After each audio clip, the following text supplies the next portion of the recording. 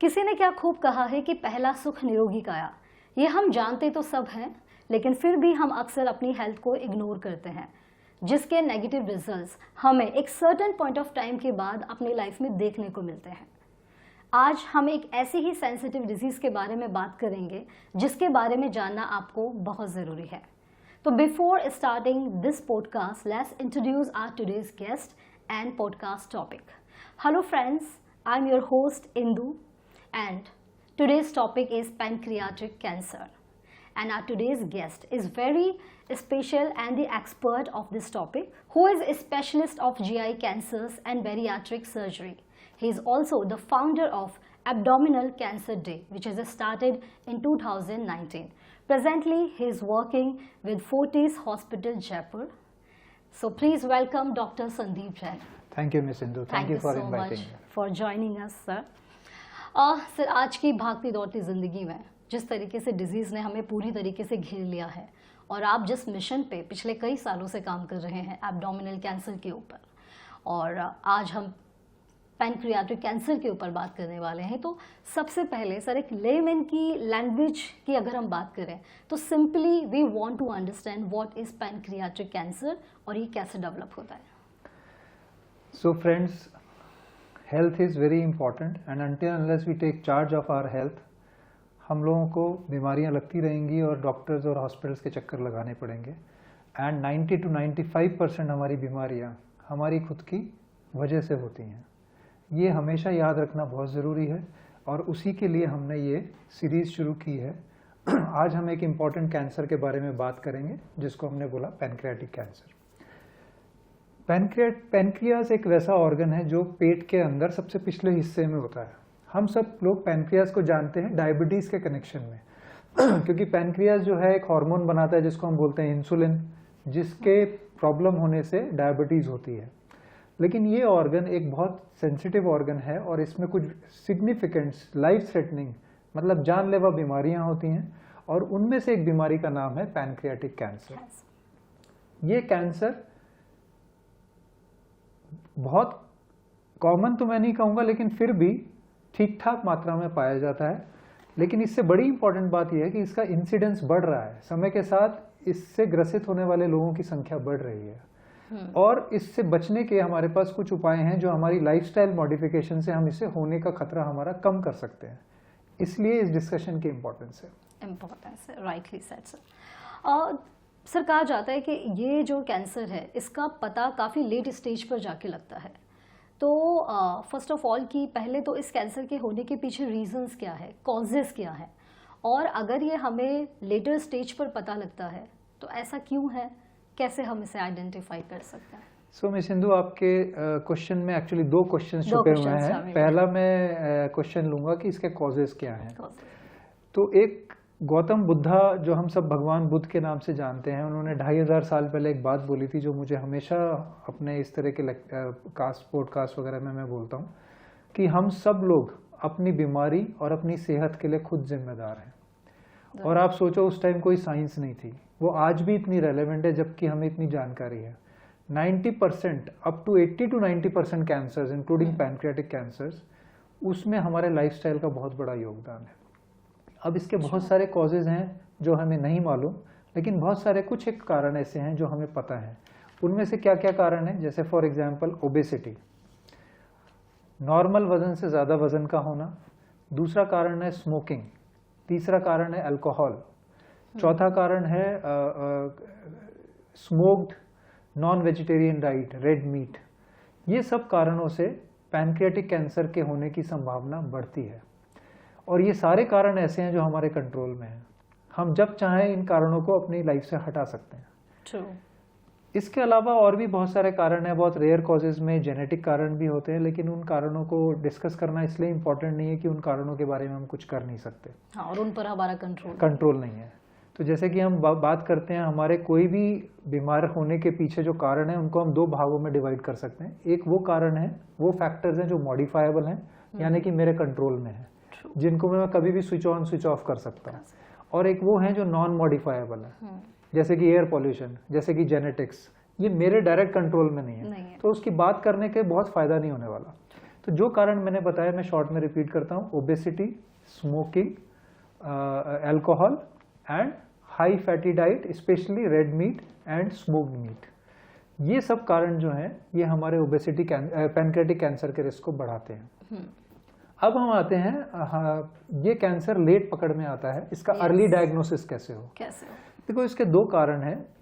एक तो कारण ये है कि हम लोग इन जनरल, चाहे वो आप हो चाहे मैं हूं, इन जनरल पेट के सिम्टम्स को लेके थोड़े से लापरवाह हैं, इग्नोर करते हैं। जनरली पेट दर्द हो रहा है तो हम सोचते हैं कि अच्छा ठीक है कोई पेन किलर ले लिया, और जब तक कि वो एक लॉन्ग टर्म हमारे लिए प्रॉब्लम नहीं बन जाता तब तक हम ध्यान नहीं देते। इन अदर वर्ड्स, जब तक वो हमारी पसंद की एक्टिविटीज को करने में हमें बाधा नहीं डालता तब तक हम उसे टालते रहते हैं। और इसका मतलब हम इग्नोरेंट हैं, हमें अवेयरनेस की कमी है। क्यों कमी है? क्योंकि ये जितने भी प्रॉब्लम्स हैं पेट से रिलेटेड, वो सब तो कैंसर से रिलेटेड नहीं होते, लेकिन उनमें से कुछ कैंसर की वजह से भी हो सकते हैं। और उनको अगर हमने इग्नोर कर दिया तो उसका नुकसान क्या होता है कि हमारा जो कैंसर है वो बहुत लेट स्टेज में पकड़ में आता है, जिस टाइम मेडिकल साइंस के पास इलाज ही नहीं होता। सर, पुराने समय में एक बात कही जाती थी जो मैंने अपने दादा और नानी वगैरह इन लोगों से सुनी कि सारी बीमारियां पेट से ही शुरू होती है। इस बात से आप साइंस कितना ताल्लुक रखती है? काफ़ी हद तक ये सही है। कैसे, मैं बताता हूँ कि हमारी जो बॉडी में पेट का रिलेशन हमारे न्यूट्रिशन से है, हम क्या खा रहे हैं। अच्छा, जितने हमारे कॉजेज हैं, चाहे वो कैंसर वाली बीमारियां हों चाहे नॉन कैंसरस बीमारियां हों, चाहे blood pressure, diabetes, heart, stroke, कुछ भी इस तरह की बीमारियां हों, इन्फेक्शंस, वो सब इस बात पे डिपेंड करते हैं कि हमने क्या मुंह के अंदर डाला, हमारे खान पान को, है ना, न्यूट्रिशन कैसा है, प्रोटीन्स कैसा है, कार्बोहाइड्रेट ज़्यादा है, फैट ज़्यादा है, इस तरह की चीज़ें। सेकेंडली हमारा क्या है कि पेट के अंदर लार्ज इंटेस्टाइन में हमारे कुछ बैक्टीरिया होते हैं जिसको हम बोलते हैं माइक्रोबायोम।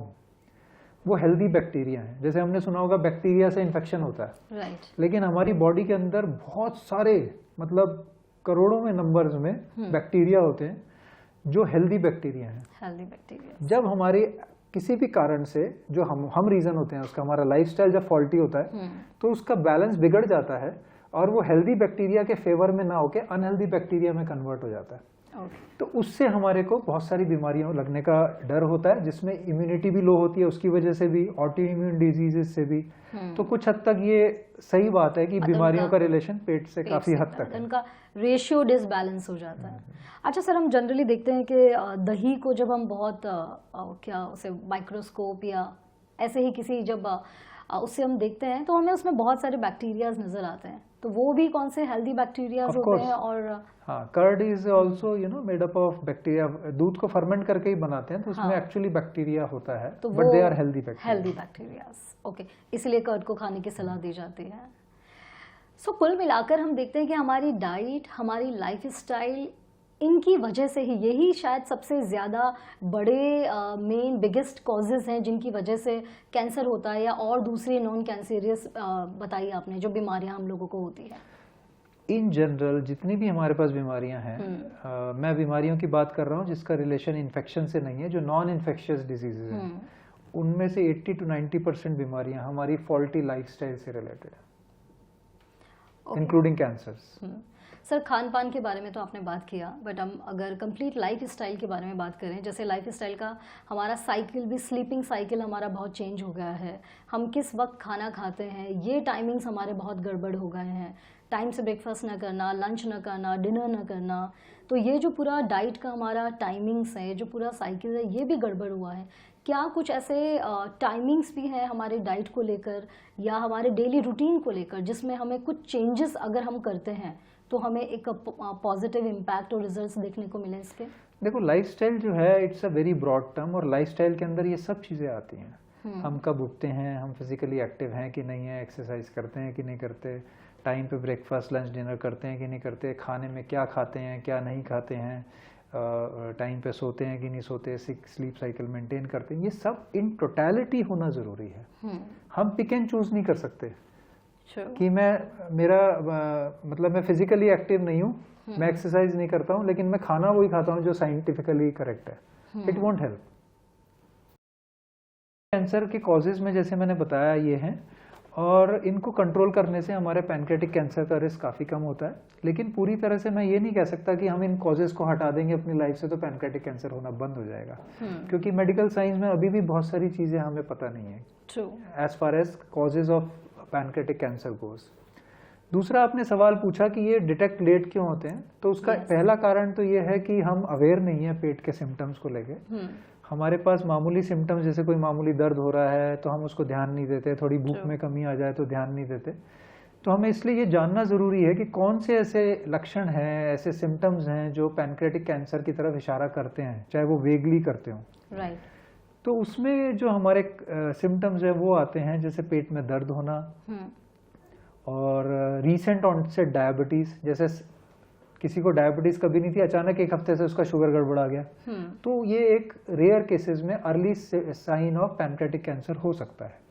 दूसरा, भूख ना लगना, थोड़ा थोड़ा वजन कम होना, ये हैं early signs of pancreatic cancer. Late signs में क्या आते हैं, जॉन्डिस हो जाना, या पेट का दर्द कॉन्टिन्यूस रह रहा है जो कमर तक जा रहा है, क्योंकि पैनक्रियास कमर के पास होता है ऑर्गन, तो वो बैकबोन में पेन करता है, इस तरह के, या पेट फूल जाना, ये सब लेट स्टेज कैंसर के साइंस हैं। तो ये जब भी हो, तो अब नेक्स्ट सवाल, जैसे आप कई लोग मेरे से पूछते हैं कि फिर हमें पता कैसे चले कि कौन से लक्षण होने पे डॉक्टर के पास जाना है। सर एक्चुअली मेरा भी आपसे यही क्वेश्चन था कि जनरली जब हमारा पेट दर्द होता है तो हम इसे कैंसर से रिलेट नहीं कर पाते हैं। हमें लगता है कि अच्छा कोई और ही छोटी मोटी प्रॉब्लम होगा या कोई डाइजेशन से रिलेटेड कोई इशू होगा।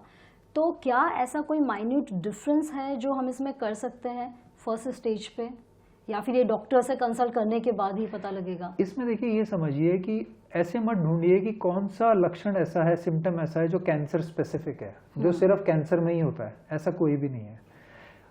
कोई भी लक्षण जो है वो साइन है बॉडी का कि कुछ बीमारी है अंदर, कुछ गड़बड़ है, हाँ। वो कुछ भी हो सकती है, कुछ भी हो सकता है। तो ऐसे समझिए जैसे गाड़ी चला रहे हो आप और सडनली अजीब सी आवाज आने लग गई, वो बैकफायर करने लग गई, तो ये एक सिम्टम है गाड़ी का। वो हो सकता है जब मैकेनिक चेक करे तो उसमें 10 कारणों की वजह से होता हो। तो इम्पोर्टेंस ये है कि अगर आपका कोई भी लक्षण, चाहे वो बहुत ही मामूली लग रहा हो, लेकिन वो रेगुलर हो और 2 से 3 हफ्ते तक खत्म ना हो, then you must see a specialist कि वो किस कारण से हो रहा है। वो कैंसर हुआ तो कैंसर का इलाज हो जाएगा, लेकिन अगर कैंसर नहीं भी है तो भी कुछ इंपॉर्टेंट कारण तो है जिसका ट्रीटमेंट जरूरी है। और इसीलिए शायद सर रेगुलर और रूटीन चेकअप की बहुत ज़्यादा इंपॉर्टेंस होती है। जनरली डॉक्टर हमेशा ये हमें सजेशन देते हैं कि हमें टाइमली जो है अपना रेगुलर चेकअप करवाते रहना चाहिए, बट हम लोग वो भी इग्नोर ही करते हैं। तो आई थिंक वो भी एक अपने आप में एक बड़ा वो हो सकता है कि हम रेगुलर चेकअप के थ्रू हम ये जान सके कि हमारी बॉडी में क्या प्रॉब्लम है। इन जनरल ये बात सही है, लेकिन अगर हम सिर्फ पैनक्रियाटिक कैंसर की बात करें तो रेगुलर चेकअप से हमें कोई फर्क नहीं पड़ता कि कैंसर जल्दी डिटेक्ट हो या ना हो, बट एटलीस्ट कोई प्रॉब्लम डिटेक्ट की जा सकती है। अगर बॉडी कोई सिग्नल दे रही है कि कुछ गड़बड़ है तो उसे इग्नोर नहीं करना, that is the key. Maximum 2 weeks, 2 हफ्ते में भी वो सेटल नहीं हो रही है तो तुरंत आप स्पेशलिस्ट के पास जाइए। ये सोच के मत जाइए कि ये पैनक्रियाटिक कैंसर है मेरे को, ये सोच के जाइए कि पेट के अंदर कुछ बीमारी है सिग्निफिकेंट जिसका तुरंत आइडेंटिफाई और इलाज होना जरूरी है। वो फिर पैनक्रियाटिक कैंसर भी हो सकता है, कुछ और भी हो सकता है। ट्रू। इवन सर मैं अपने अगर सराउंडिंग के एक्सपीरियंस की बात करूँ, there was one of my friend, उनको भी काफ़ी टाइम तक बिल्कुल कभी पता ही नहीं चला, she was perfectly all right and fit and fine, और जब उनका कैंसर डिटेक्ट हुआ तब तक वो 3rd स्टेज तक पहुंच चुकी थी। तो आई थिंक पैनक्रियाटिक और अदर कैंसर्स में भी ऐसा होता है कि लोग अर्ली स्टेज पे डिटेक्ट नहीं कर पाते हैं, बट आपने जो शेयर किया वो बहुत अपने आप में यूज़फुल इन्फॉर्मेटिव नॉलेज है कि बॉडी अगर कोई भी सिम्टम हमें दे रही है तो हमें उसे इग्नोर नहीं करना चाहिए। Exactly. और बॉडी जिस भी तरीके से फील कर रही है।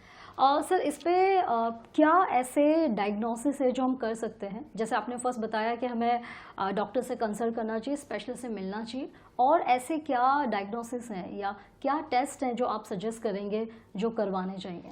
देखिए, ये क्वेश्चन तो अच्छा है, लेकिन इसके एक नुकसान ये इस सवाल के जवाब में कि लोग डॉक्टर ढूंढने की बजाय, डॉक्टर के पास जाने की बजाय ये टेस्ट खुद कराने लग जाते हैं आजकल। तो इससे भी बचना चाहिए। देखिए, हर टेस्ट हर सिचुएशन में फिट नहीं है। पैनक्रियाटिक कैंसर के अगर कोई टेस्ट करना है तो हो सकता है अगर 3 पैनक्रियाटिक कैंसर के पेशेंट्स हो, तीनों को अलग अलग टेस्ट की ज़रूरत हो और अलग अलग इलाज की ज़रूरत हो, ठीक है। तो मेरा सजेशन ये है कि आपको बेसिक आइडिया होना चाहिए और फिर डॉक्टर के सलाह पे टेस्ट कराने चाहिए। टेस्ट क्या है? जैसे अल्ट्रासाउंड है, पेट का sonography, then CT scan MRI और पेट स्कैन अगर होता है तो और इस तरह कुछ ब्लड के टेस्ट हैं जैसे लिवर फंक्शन टेस्ट है और भी कई सारे टेस्ट हैं, क्योंकि पैनक्रियाटिक कैंसर एक बहुत ब्रॉड वर्ड है, बहुत सारे तरीके के पैनक्रियाटिक कैंसर होते हैं और सबका स्पेसिफिक ब्लड टेस्ट अलग अलग होता है। सो ब्रॉडली ये टेस्ट हैं, किसी किसी में हमें एंडोस्कोपी भी करानी पड़ती है, किसी किसी में हमें एंडोस्कोपी अल्ट्रासाउंड से FNAC या बायोप्सी लेनी पड़ती है। तो there are battery of test. तो इन सब की ज़रूरत पड़ती है to diagnose the case and to stage that case. देखिए टेस्ट के 2-3 मतलब होते हैं, 2-3 कारण होते हैं, 2-3 यूजेस होते हैं। पहला यूज जो है टेस्ट का, टू डायग्नोज कि मरीज को बीमारी क्या है। मान लेते हैं हमारे टेस्ट से ये कंफर्म हो जाता है कि पैनक्रियाज के अंदर कोई गांठ है, मतलब कैंसर है फॉर एग्जाम्पल। फिर नेक्स्ट लाइन ऑफ टेस्ट होते हैं जिससे पता चलता है कि अगर ये कैंसर है तो कौन सी स्टेज का कैंसर है, क्योंकि उसकी स्टेज डिसाइड करती है कि उसका इलाज किस तरीके से किया जाए। फॉर एग्जाम्पल कोई भी कैंसर को मोटे तौर पे 4 स्टेजेस में बांटा गया है, 1 2 3 4, ये हम सभी जानते हैं। 4th मतलब हम कहते हैं लास्ट स्टेज है ना। फर्स्ट और सेकंड स्टेज में पैनक्रियाटिक कैंसर को पकड़ना बहुत ही मुश्किल है, क्योंकि मेजॉरिटी पेशेंट्स हमारे पास लेट आता है, और या फिर ये भी होता है कि पैनक्रियाज एक ऐसा नोटोरियस ऑर्गन है जो बहुत केसेस में सिम्टम ही तब देता है जब वो फैल चुका होता है, 3rd स्टेज तक आ चुका होता है। Very alarming, that is why.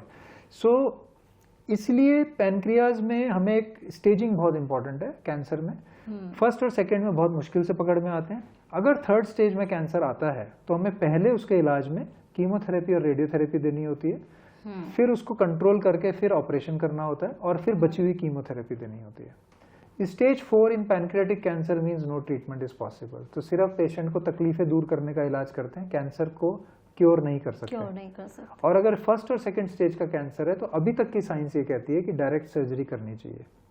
तो ब्रॉडली ये है इसका इलाज।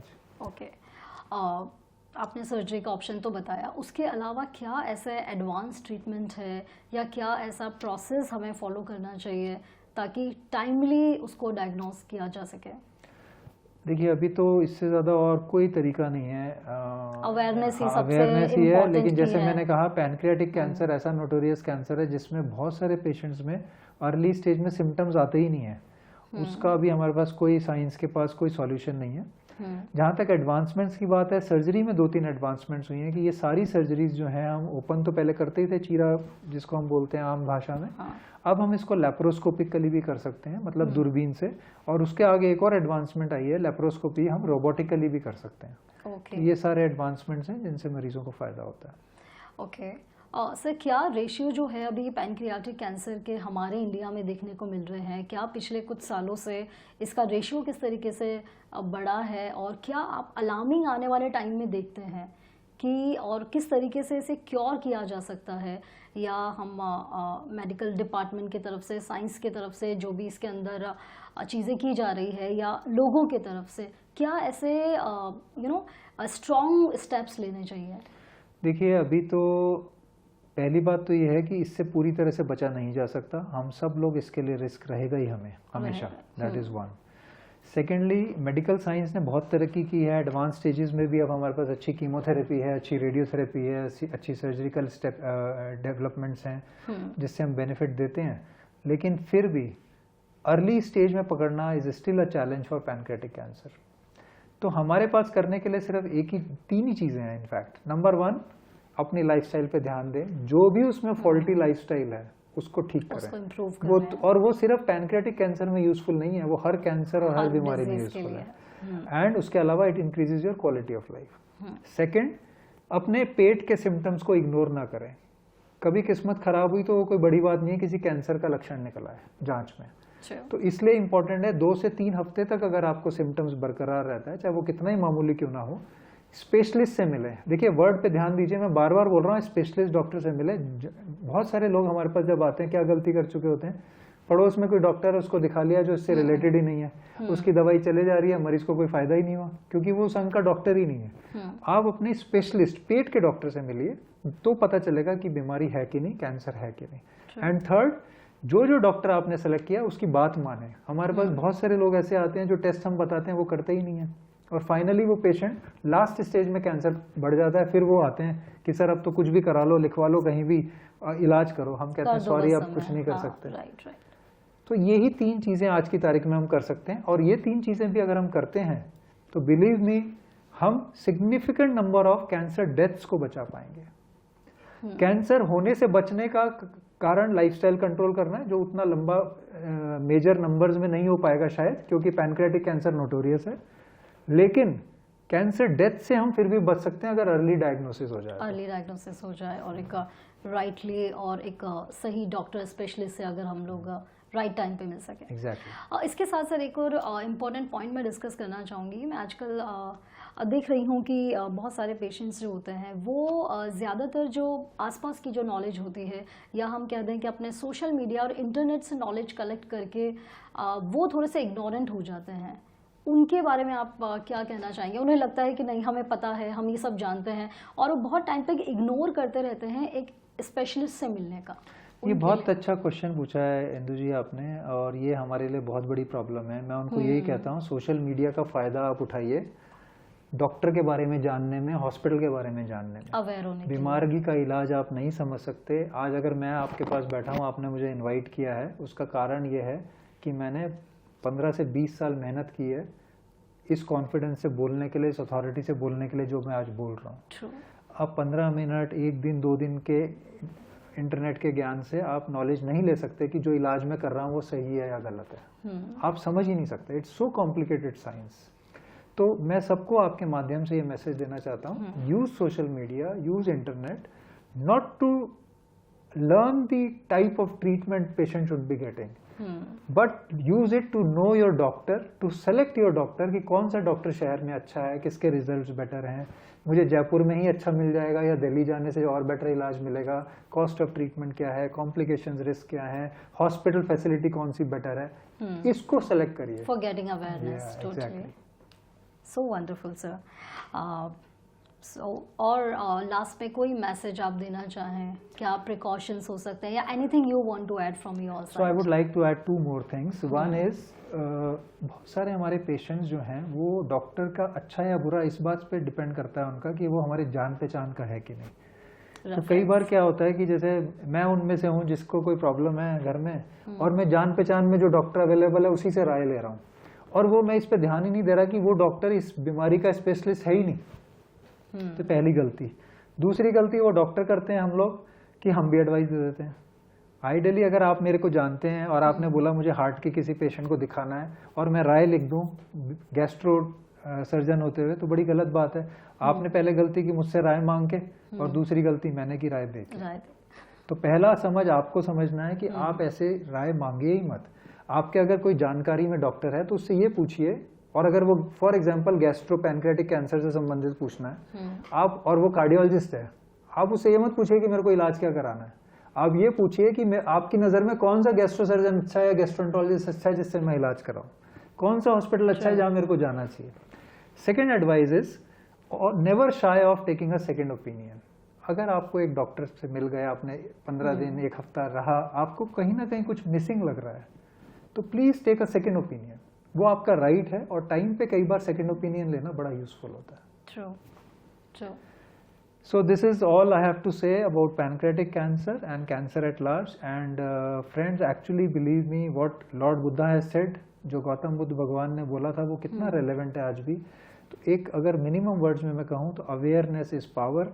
जितना ध्यान अपने पैसे का, प्रॉपर्टी का रखते हैं, अगर हमारे पर्स से 100 रुपये भी मिस हो जाता है ना, तो हम 2 दिन सो नहीं पाते, सोचते रहते हैं अरे भाई कहाँ चला गया, कहाँ चला गया। और जब हमारी हेल्थ की बात आती है, we are so careless. I mean जैसे रेस्टोरेंट में जाते हैं, पहली गलती करते हैं खाना ज़्यादा मंगा लेते हैं, दूसरी गलती करते हैं उसे ख़त्म करना है क्योंकि पैसा वेस्ट ना हो जाए। तो आप पेट को डस्टबिन की तरह ट्रीट कर रहे हैं। So please be aware of things, take charge of your health and be healthy. और काफ़ी हद तक हेल्दी रहना हमारे हाथ में है।